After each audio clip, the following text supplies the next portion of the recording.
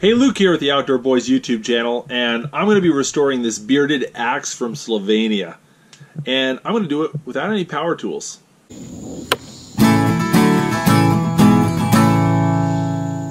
I love doing these axe restoration projects, and I've already done a couple this year, and so check the video description for links to some of our other videos. But this one's going to be special. This project is special for two reasons. First off, this axe head is so cool. It's a bearded axe from Slovenia, and I'm going to do it without any power tools. You know, I can sympathize with you guys out there who don't have workshops, who don't have the budget or the space for a lot of fancy tools, and you want to do these projects but at an entry level. And you can do it. You can totally do it. The first thing we're going to do with this is we've got to get the rust off. Now, normally I'd use an angle grinder, but because we're not using power tools today, I'm going to be using vinegar instead. I've got myself a 5-gallon bucket and a gallon of distilled white vinegar. You can use any sort of cooking vinegar, apple vinegar, white vinegar, rice vinegar, whatever. Okay, it's 5% acidity. That's about the strength you want. And we are going to put this sucker in the bottom of the bucket, and we're going to cover it in vinegar.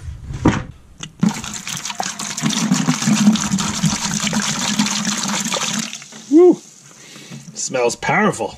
All right, I'm just going to let that sit for a while, and we're going to start knocking that rust off. So we left this soak overnight. Let's take a look at it. Well, it's a little better, but you can definitely see that the rust is coming off. There's plenty of rust still on there, so I'm going to put it back in the vinegar and let it sit for a while. But 12 hours in the vinegar definitely loosened some things. It's been 24 hours. Let's see what we've got. Well, definitely some improvement. Let's go put this in the vinegar bath for another 24 hours. And I'm probably losing some acidity here. So I'm going to add some fresh vinegar. Got a full gallon in there.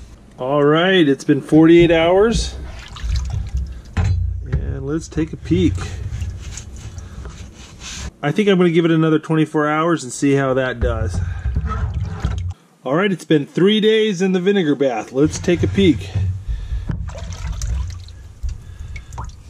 Oh, not bad, but it's not really making much more progress. Let's gonna hit it with the steel brush here. There we go. Well, that looks pretty darn good. I got about 90% of the rust knocked off with the wire brush. I just think I need just a little bit more time in the vinegar here to loosen up some of this more stubborn rust. Okay, so the axe has been soaking in the vinegar for 3.5 days now. And the scrubbing it with the wire brush and then soaking it, then scrubbing it some more, then soaking it seems to work a lot better than just scrubbing it.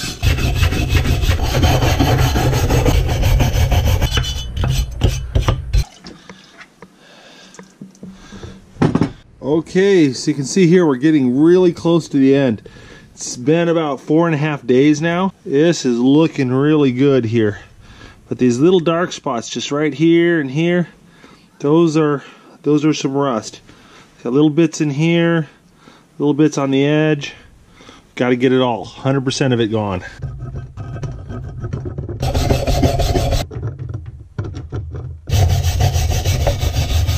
Looks really good. I think I'm pretty much down to bare steel. I'm going to go wash this with some soap and water, dry it off, and see if I missed any spots. I've had this cleaned up and out of the vinegar bath for only about 5 minutes now. You can see it's already developing rust. It's starting a brown hue is starting to replace the metallic shine that it used to have. So what I'm going to do is I'm going to go ahead and put an edge on this, and once I'm done with that, I'm going to show you how we can keep it from rusting up on us, because just the humidity in the air will cause this axe to rust unless we do something about it.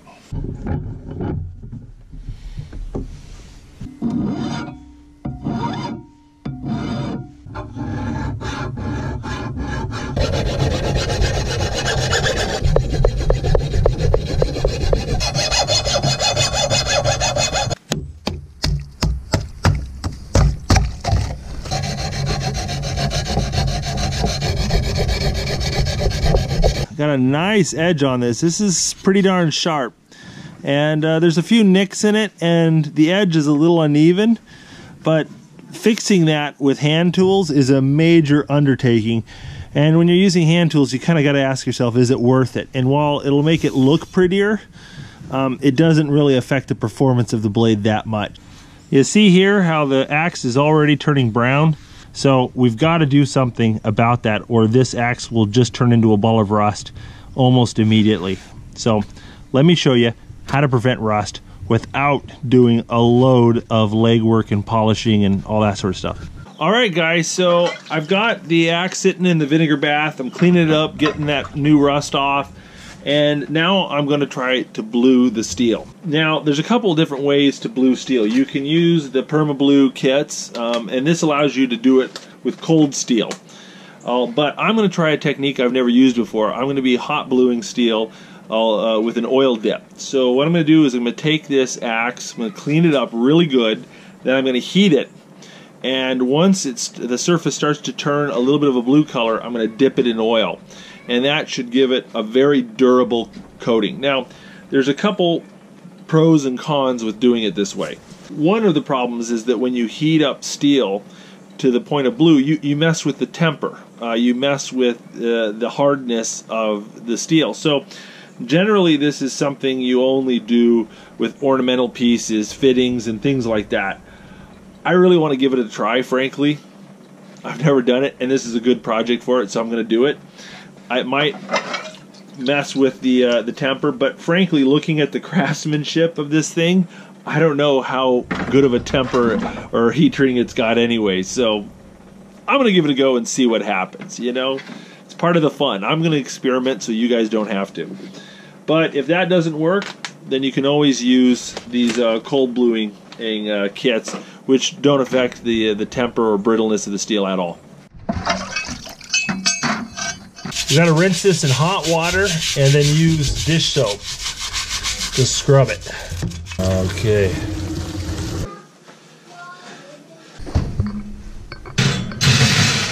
I went ahead and set the oven for 550 degrees Fahrenheit, so that should get it to a blue color. I'm guessing it needs about 30 minutes. All right, the axe has been in for about 15-20 minutes. Let's check it out.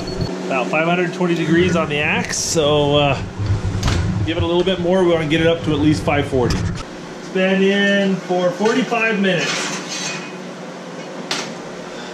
Let's get this out.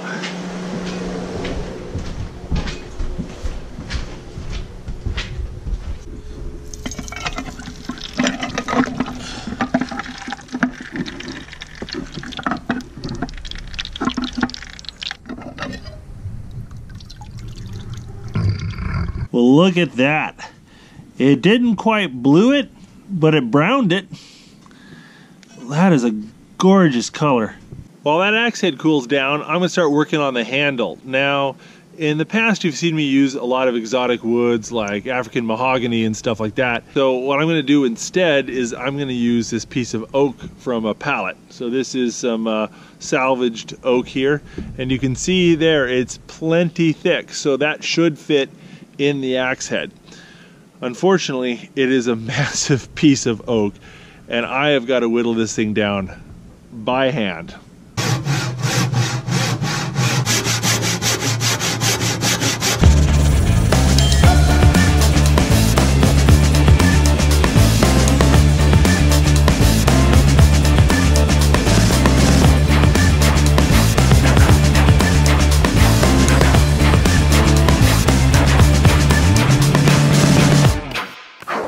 There, it did it. I don't think I've been this tired in a long time. But look at that. That's pretty good.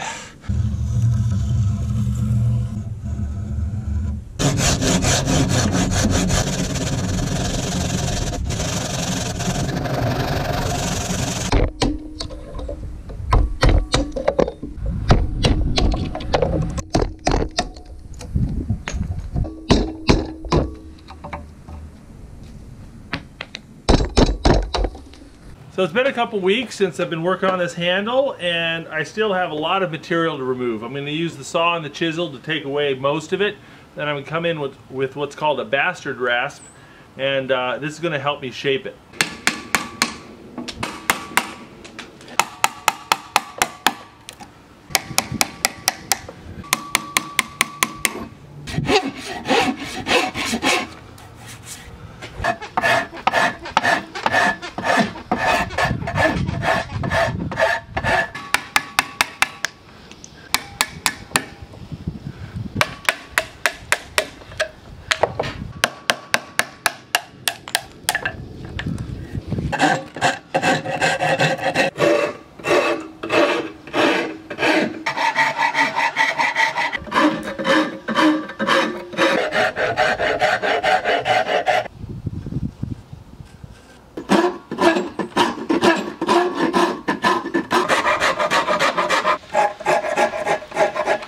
Really slow going mounting this. I'm trying to get as tight of a fit as I can, but this is a hand forged axe, and the hole on the bottom is not the same size or shape as the hole on the top.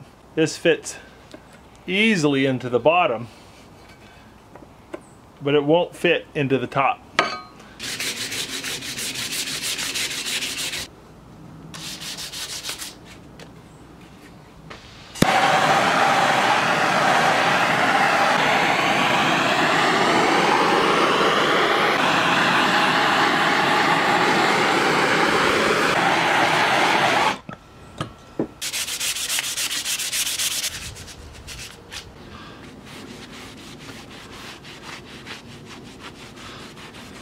This sort of burned, distressed, aged look I think will match the look of the axe very nicely. And it's a lot easier to do, a lot less time than sanding out all those rasp marks. So, nice little trick there if you want something that looks pretty slick and unique.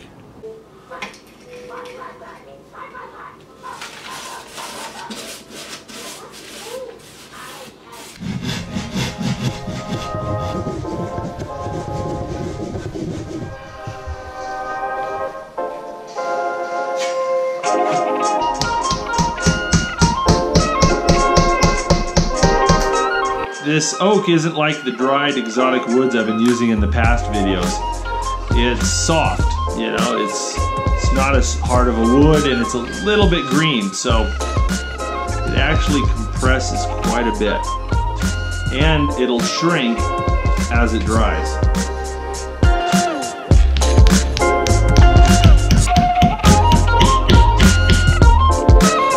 Well, that's as good as it's gonna get.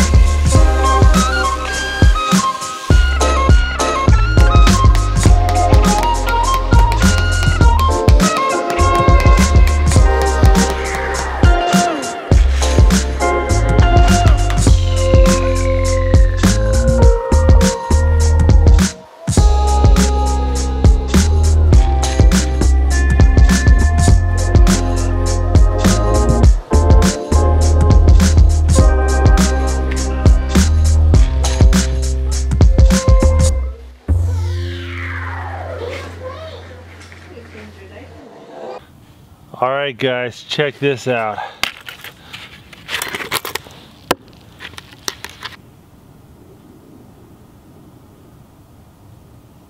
Look at that. That is a good looking axe. I am really pleased with how that turned out. That handle looks amazing. Sometimes when you restore an axe, you don't want it to look brand spanking new. You want to keep the weathered look.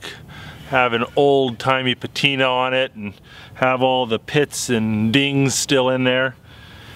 And then you want the handle to match and the sheath to match too. And this is just really all pulls together well. The whole thing looks just fabulous. Well guys, here I am at the testing tree. Can't do an axe restoration video without chopping some wood. So I'm gonna see how this bearded axe does.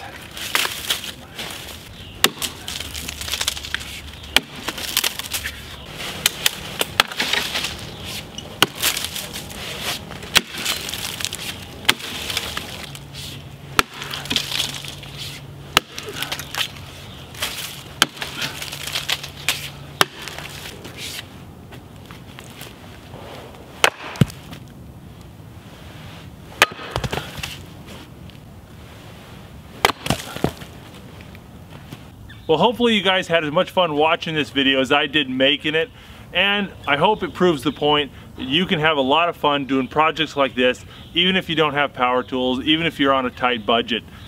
Well, if you guys enjoyed this video, check out my tool restoration playlist where I've got a bunch of videos, me doing fun projects like this, and also I've got my blacksmithing video playlist where I have my blacksmithing projects as well. Thanks for watching. We hope you guys enjoyed this video. If you'd like to see more great videos from the Outdoor Boys YouTube channel, don't forget to click subscribe. We put out new videos every week. And don't forget to hit that bell button so you'll get notified when we put out another great video.